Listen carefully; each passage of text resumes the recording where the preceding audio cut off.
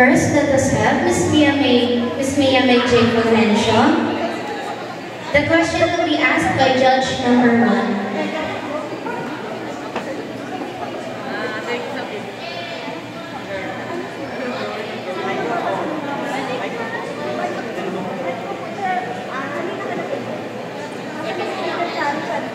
Judge number 3. Our judge number 3 is Miss Mary Olga Revilla.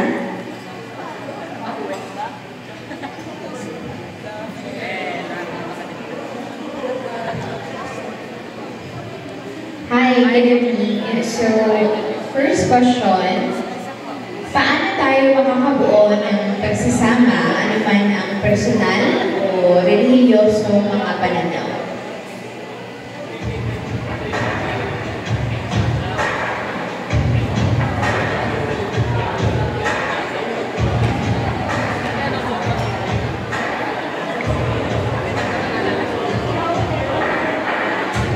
Repeat the question. Alright, so once again, good evening. Paano tayo makakabuo ng pagsasama, ano man ang ating personal o relihiyosong mga pananaw?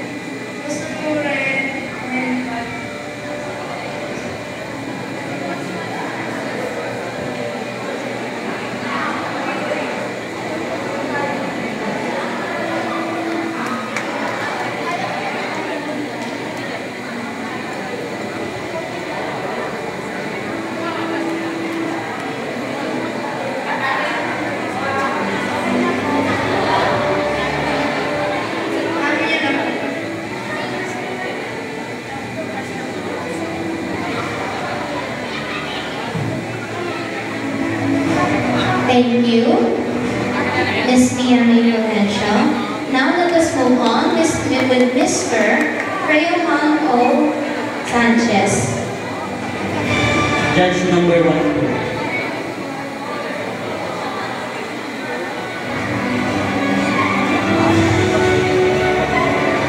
Good evening, candidate number 1. So, here's your question. Kung bibigyan ka ng pagkakataon na makausap ang Pangulo, ano ang iyong sasabihin at bakit? Magandang gabi sa inyo lahat at maraming salamat din po sa Pangulo. Ako po ay nabibigyan ng pagkakataon na makausap ang Pangulo. Ang sasabihin ko po o kung pwede po pababaan ang mga bilihin at taasan ang sahod ng mga tao.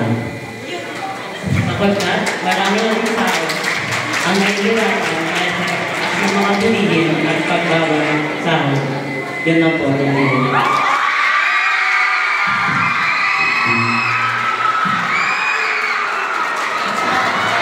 Thank you, Mr. Rayohan.